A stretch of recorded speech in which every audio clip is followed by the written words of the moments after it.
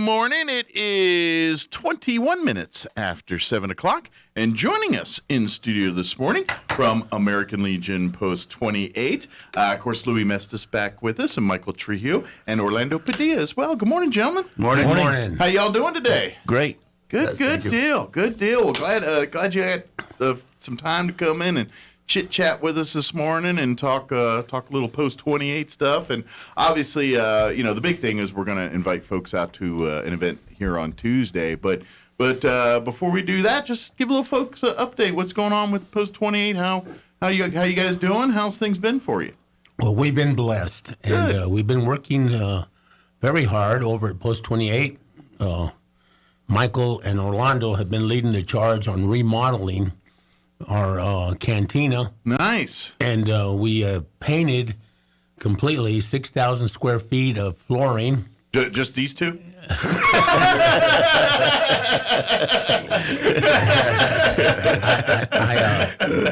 I push them pretty hard today. Louis got the whip. These two are hands. Yeah. I make a good supervisor. But we've been really excited about what we're doing to update the Veteran Post. Good. And Orlando has, Michael, of course, has donated a lot of the money to get this done. And Orlando has spearheaded. Gotcha. And so we're really excited about that. And on April the 2nd, Okay. we're going to have our grand opening. Well, good. That's next week, isn't it? Yes. and Man, April's next week. Holy cow. Yeah. Can you believe that?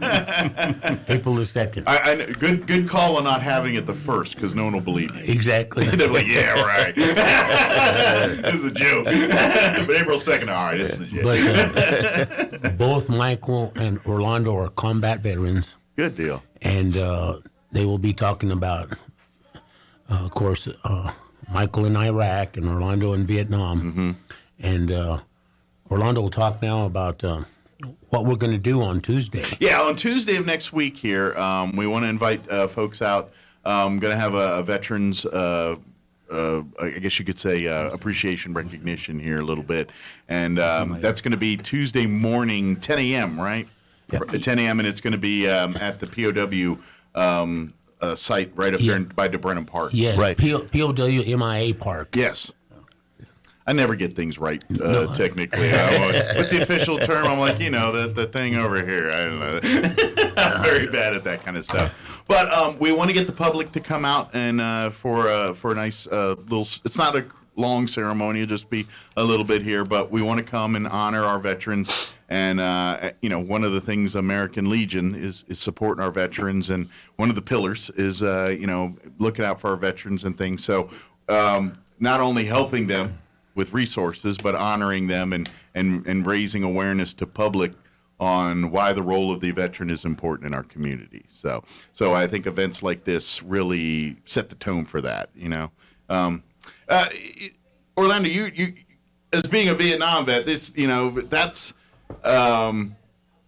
obviously we had our Veterans Day parade last year was honoring our Vietnam vets, and this is the one we always when we talk about veterans, and I don't care what theater or what war you served in or anything like that. But one thing I always talk about with Vietnam vets is that's the one we messed up on.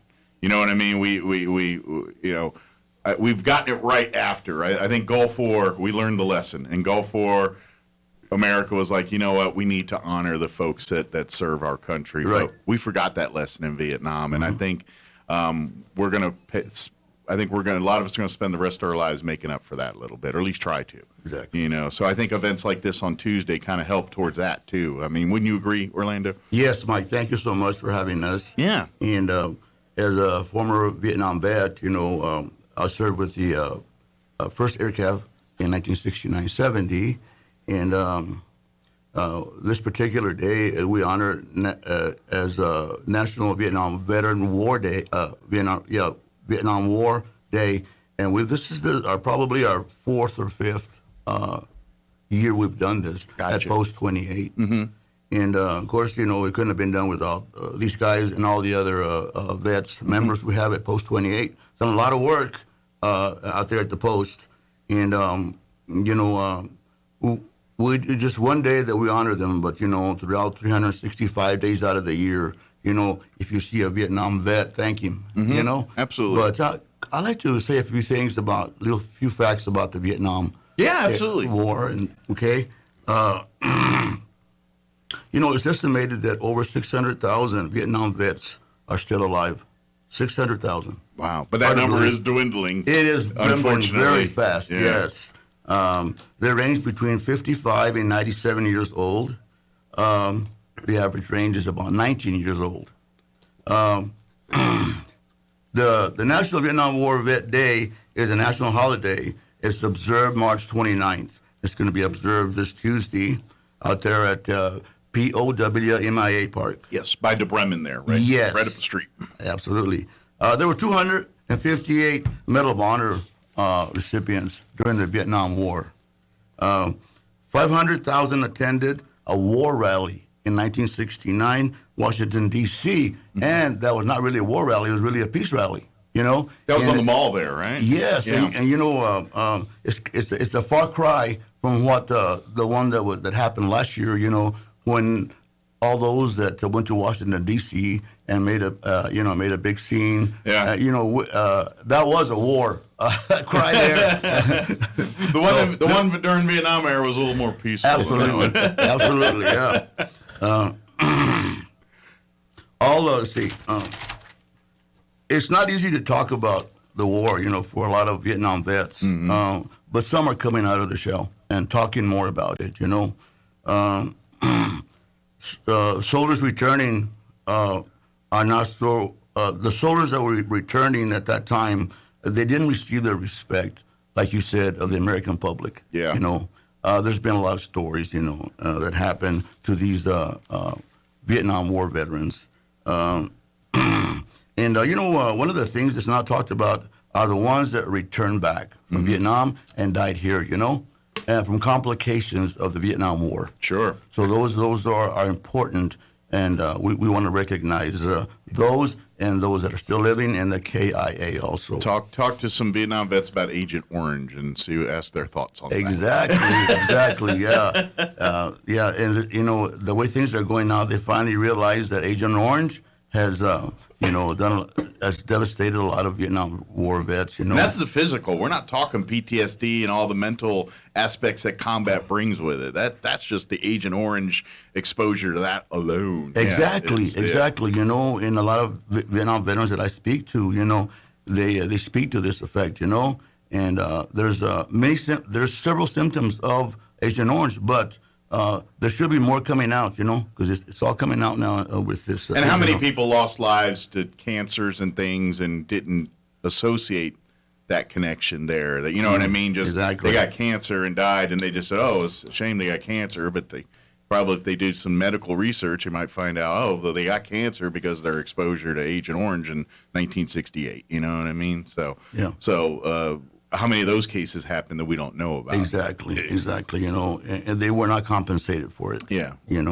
One of the famous Vietnam War quotes was by Martin Luther King. He said, Vietnam War, he said, the war in Vietnam is but a symptom of a far deeper malady within the American spirit. So he realized, at that time also, Martin Luther King, the severity, and the things that were going on within. It's a war that the American soldier did not really welcome to go, but went. Yeah. Not to mention, kind of like times right now. We in the civil rights era there, it was a turbulent time in our own countries. In the world at that moment. We're at war in Vietnam, but at the same time here back at the home front, they're protesting the war, but civil rights are being fought as well at that same time. So exactly. it was a recipe for when these vets came home. They were looked at as the tool of the government and were treated as such. And yes. And unfortunately, that's we're paying for that now. Yes. Well, all the ones that were killed in Chaves County. 26 of them? 22. 22 of them were killed. They'll be honored at the ceremony Tuesday. Yes. And found out that there's over 2,000 that were killed from New Mexico alone. 2,000 killed in action. Killed in action, KIA, yes. in the Vietnam War from New Mexico. So we had a bunch, you know. It kind of tells you, the Vietnam War vets that they probably didn't like the idea of going, but they went anyway, to serve their country, But anyway, some didn't have a choice; they were drafted. Well, I'm one of those. Yes. People, young folks, it's kind of hard for them to wrap their head around the concept of the draft because, thank God, they haven't lived a life where they've had to see something like that, and so, so it's kind of hard to till you see it, witness it. It's kind of hard to think about it. So I hope to God our next future generations never have to experience that. But if you do. Talk to fellows like Orlando here. He can give you some experience. I was the last draft in 1971. Were you? That was the last year that they drafted. Well, and then you got a lot of people too. Depending on your draft numbers, they're gonna be like, "Uh oh, I got a low draft number. I'm gonna join the Air Force." Yeah.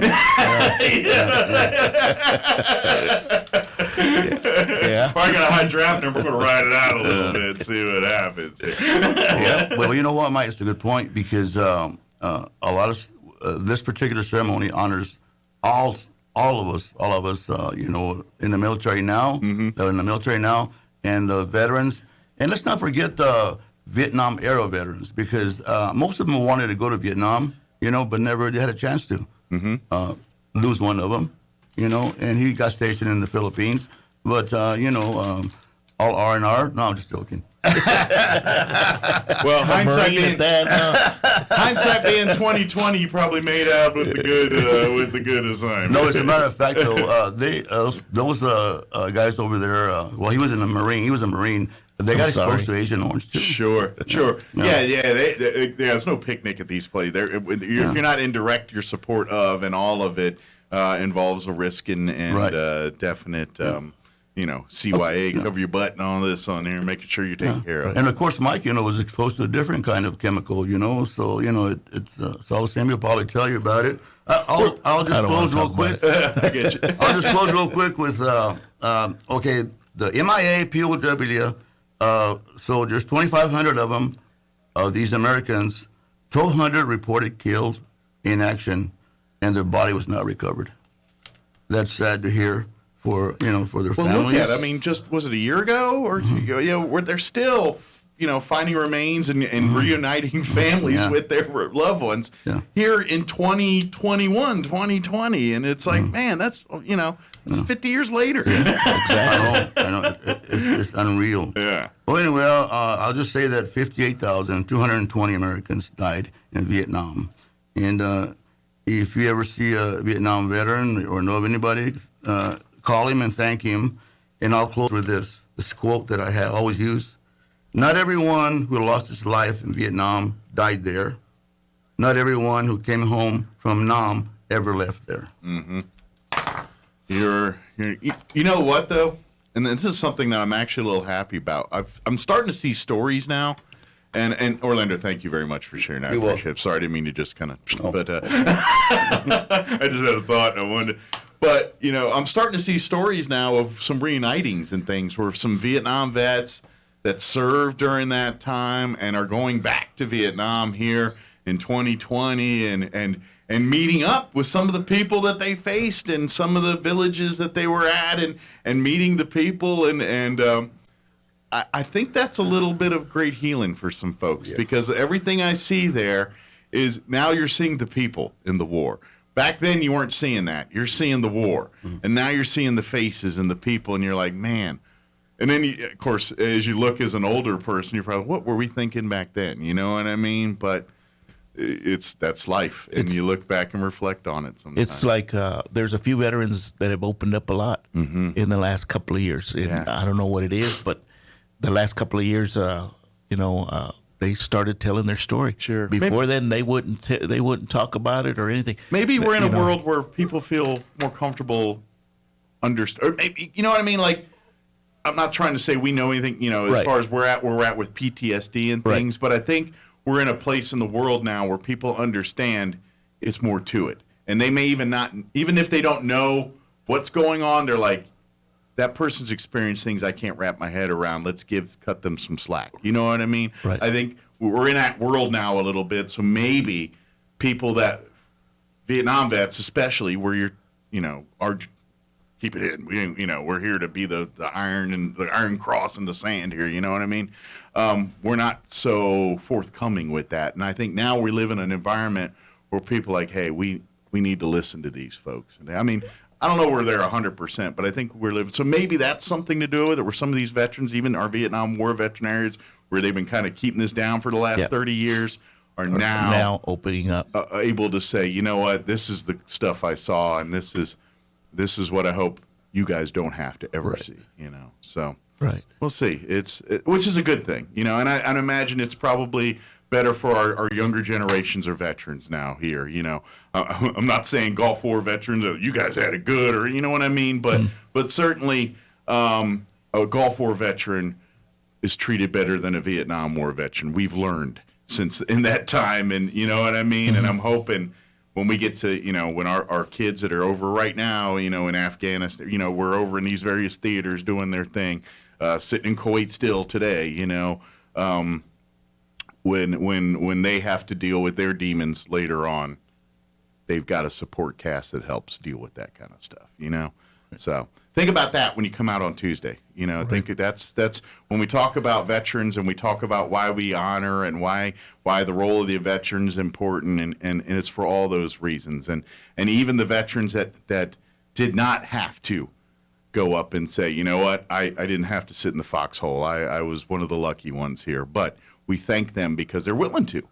And you know what? That's something we can't, as a veteran, you don't get to pick where you go sometimes. They put you where they put you and say, do what you got to do. And you're like, okay. Yeah. And so the fact that you're willing to step up and say, this is a country that I believe in what it stands for, and I want to do my part to make sure that its values are available to the next generations after me. And that's why we think a veteran is a pretty important person in our society. So love to have you come out. 10 o'clock, again, on Tuesday morning, and it's at the POW MIA, why can I never get the right word? Memorial. I can never get that word. The right word. A lot of people don't know where that park is at. And I always describe it as where the German prisoners... Yeah, the POW, the German POW... again, placed a Maltese cross on the concrete there. But what we've tried to do this year is pull all the veteran organizations we could to represent and to present. We've contacted... we have some great groups in our area. We do. Here. Yeah. And, Bob Woolley's done an amazing job. He's a board member up at Angel Fire. Okay. And then he's a board member at... Fort Stanton. Okay. And that organization is working with PTSD. And, of course, he'll be there. And we've got many other organizations that are going to come together that day to honor National Vietnam Veteran Day. And we'd love the public to come and spend a few minutes with us here as we celebrate our Vietnam veterans here on Tuesday. I know it's in the middle of the day kind of for folks, but if you're off work or you're off that day, or maybe take an early lunch, come and spend a few minutes here with us and I guarantee. Once you get there, you're going to see vets, you're going to see people there, and I think it's a great reminder for everyone about why our country's awesome and why our community's awesome. And events like this remind us of that as we honor, celebrate, mourn our veterans and things. We also use this as a moment to say, this is why we do what we do. We're here as a community. We're here as one people. To honor those that have sacrificed for us, and at the same time celebrate those and remind our future generations. That's things on Tuesday. It's I think honoring those that served is very important, but as important is using this to be an example to our youth. To I think, and this is something that I've always preached up here at Veterans Day. I know veterans, you guys know better than I do. Veterans aren't ones that toot their horns and walk around and tout that kind of stuff. They keep low key. You want to honor them at a veterans parade or a veterans assembly. Most of us are kind of like, thanks, but I'm good. I'll just have my coffee and sit in the corner here and be good to go. But veterans, our charge is kind of to participate some of this, because we got to be the example for younger folks, because these younger folks are going to make the same decisions we made at some point, and we got to be there to kind of show them why these are the decisions you make, and why what happens when you don't. Yeah, and we are all volunteers. Yeah. Now it's no draft anymore; it's a volunteer army. Yeah. And I think that's what makes us the best army in the world. Absolutely. Because we believe in what we're doing for our country. Absolutely. And standing for what we believe in. So with that, there's a few things that we're also doing. I know we're kind of running out of time. A little bit of time. We're good. we there at the park also we're going to be maintaining the flags. We bought plenty of flags. Oh, good. We're working with the city. Okay. We've also donated solar lights for that area. Nice. So I'm not sure exactly where they're going to put them, but we've donated that. Good deal. So do some upkeep and some maintenance and upgrades out there. I guess. Right, and then there's other activities we're having, which next week we're going to have the grand opening. Yeah. The following week we're Come see these two's hard work all the day. We didn't just do the main hall. We also redid the bar too. Okay. So the bar's practically brand new. So we did that. So we'll have to come over for your little party and see the new digs here. Yeah. So and then and I think I was discussing. I'm trying to get him to bring down the price of the beer. We'll find out what happens. So anyway, He's not budging. I got it down a little bit. I want to get it down a little bit more. So we'll see what happens. Louis, he's a line in the sand. He ain't moving. And then we're also having a car show. When is it, Louis? May the 14th. Okay. May the 14th. We'd like to Nice. have everybody come out. And that'll be at the Post 28. Yes. Any home car there? clubs, car clubs, please get a hold of us. Good deal. We're So inviting- bikes, lowriders, vintage, hot rod, whatever you're into, come and show it off at Post Right. 28. One of our members, Joe Lovato, is in charge of that. Okay. Yeah, and then we're one more other thing we're having is we always have every year is our flag ceremonies and that Retirement ceremony, and we have a lot of flags. So That'll be this summer, right? Yeah, it'll On be June, I think? well, we're going to probably have it twice. Is that many? I think we're sharing with Post 61 too. Yeah, I think we're doing on a joint one Yeah, in because some- there's just so many flags that people have turned in, and they more and more people have brought flags to the Legion. We have a little fire pit or fire. Well, we also have a place where you could bring the flags to. Oh, a drop off. Yeah, point. drop I off, gotcha. Okay. and it's an old mailbox is what it Okay. is, and you just and we have to empty it a lot. So I'm glad they're doing that instead of just throwing the flag away, Sure. because for me as a flag, it's a living thing.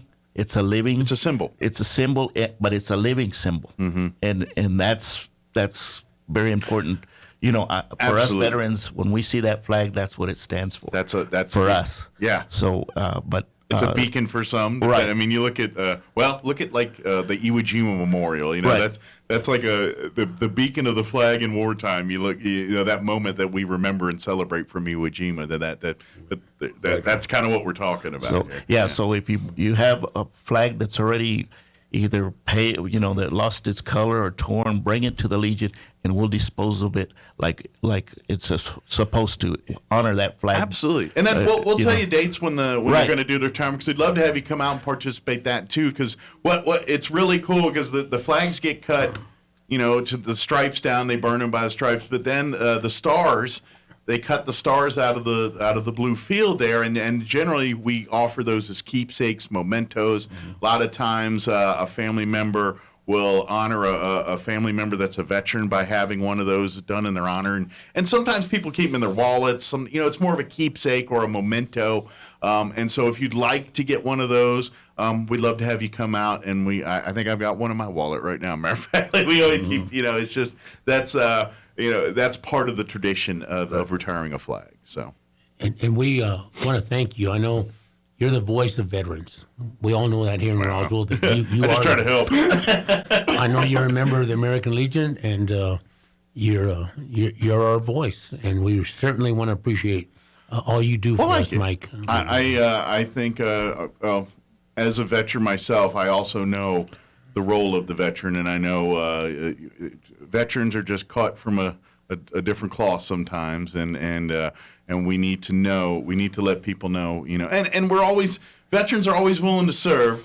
We're a different breed. We don't put up with nonsense as quickly as sometimes and things like that. But at the end of the day, we have big hearts and we want to help and we have a lot of veterans that are in need of help and are too stubborn to ask. We got to get out there and be a little stubborn for them. Right. Exactly. Because we're good at that. And I also want to invite any veteran. Come on out to Post 28. Come 61. I don't care. Just come find your VFW. Get involved in some of these activities here and meet. Like I said, Post 28's got the new digs up here. Maybe come out to the grand opening and have a see and maybe become a member. It'd be a great opportunity to come and see and be part because you guys have that the big social side of it too with Post 28. Post 61, we do a lot of things, but we don't have a meeting space like 28 does. It's designated for us, so you guys get to do some of that kind of stuff, which helps with the social aspect, which is very much as part of American Legion as the service side. We do that service side, but American Legion helps its own, and sometimes the best way to help a veteran is over a beer on a Thursday night, you know what I mean? Right. And so that's where a lot of work's done too. Mike, we have we always wanted to get new members to come in, and veterans. The American Legion is a special organization because it has really 4 components with it. The American Legion itself, the Ladies Auxiliary, the Sons of the American Legion, and of course there's also the Legion Riders. Yeah. We don't have any Legion Riders here, but we do have the other 3. And if there's enough interest, there can be a riders. Yes. Exactly. Definitely. We're always open for that, But if you are a member of Post 28 or even 61, and you need to renew, come by. We're going to have a membership day to come in, and recruit and more new members and old members, and even transfers if you wanted to transfer also. So we just want you to get back involved. Yeah. And then if your father or grandfather or mother or served in the military and you want to become a member of the American Legion, you can become a member of the Sons. Absolutely. Also. Yeah. So that's the other deal. The Sons are a different organization, but it still works with the American Legion. It's all part of the umbrella of the American Legion there. But yeah, several years ago, 3 or 4, American Legion changed it so if you're a veteran that served honorably before Pearl Harbor, you're eligible to become a Legionnaire. And they had changed that date, I don't know, about 4 or 5 years ago here. But so you can do so. Any veteran that served honorably before Pearl Harbor or after Pearl Harbor is eligible to become American Legion. Your sons, exactly. If your father, if you served, and that makes you eligible to become a son here. And then the auxiliary, spouses, and that's including men. Right.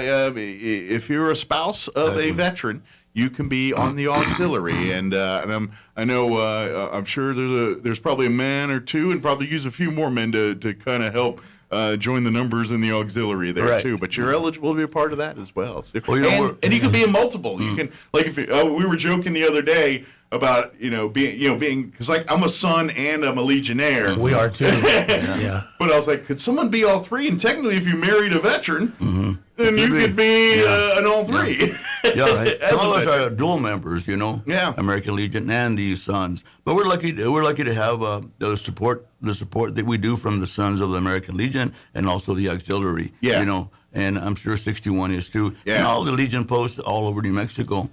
Did you want to say something about the district meeting? Oh, that's this Saturday. Yeah. Yeah. And of course, that's more of an internal thing. But of course, if you want to learn more about Legion and all that too, First United Methodist Church at 10 a.m. this Saturday, the District 6 of the American Legion here, which is pretty much southeast New Mexico, they're going to be having a meeting at First United Methodist Church beginning at 10. If you're a Legionnaire or been a Legionnaire or interested in being a Legionnaire, there'll be a lot of people who will be happy to tell you all about Legion there at the meeting on Saturday too. Yeah, the state commander will be there. So Yeah. yeah. Yeah. So. You'll be a lot of different color hats. It's like, why's he got a white hat and a blue and a white hat and an orange? What is going on here? That's a good question, though. A lot of members don't know that, but it's something we need to, get across. To Yeah. everybody, Absolutely. as members, yeah. Is there a phone number, or so if someone had any questions, want to learn more about Post 28? I mean, they can always come by there, but I know, depending on what time of day you come, you might be not finding too many people there. But if someone wants to talk to somebody, what's the best way to do that? They can get a hold of me as the commander of Post 28, 575-317-8689. Okay. And as I said, Tuesday's going to be a great day because Yeah. we're pulling together all these veteran organizations. For example, the Veterans of Foreign War. They're Okay, starting their VFW. chapter up again. Yeah. Chris Hicks. Okay. He's a Vietnam veteran. And so we're working with him. And Okay. actually, Post 28 is going to donate $100 to Oh. the Veterans of Foreign War. Good to help get them going. As they get started. And Another great organization. it is. Yes. It is. And they'll be there on Tuesday. Good deal. Excellent. Is Chaves County veterans they're going to be involved? Yes. Bethany Anderson. Oh, great. And the Chaves County veterans. Good deal. They'll add a little ceremony to the ceremony. Yeah. We will. Southeast New Mexico Transportation. Okay. Magel Duran, who does an excellent job of giving rides to Yeah. veterans that need to go to Albuquerque or They do Artesia. so much great work Yeah, there, they do. and I can always look for more help. And so if you'd Yes. like to help out, either as a driver or financially, they reach out to them. They Well, we're blessed to have Magel over there at Post 28 with us. But I didn't want to say that we are still looking for, and I'll say it again, renewals, members that want to renew. We have a bunch that haven't renewed yet. Sure. But they can call me, Orlando Padilla, at 575-317-1070 if you want to renew your membership. Yeah, very or good. become a new member. Or become a new member. Excellent. I'm glad you guys gave yourself numbers up. We'll give them for you. That's like, Louis like, I got Michael's right here. Hold on. Very good. Well, gentlemen, thank you very much. Thank you. Thank you. Thank you for your service. Thank you for your involvement in our community. And we'll see you guys out here on Tuesday. I get off there right at 10. So if you see a guy kind of like, hold up, running and try to catch up, that'll be me. right. I'm going to go right from here, heading to the POW MIA site there on Great. Tuesday. So thank you, gentlemen. We'll see you. I'll see you this Saturday, too. All right. Yeah. All right. Take care, guys. Thank you. All right. It is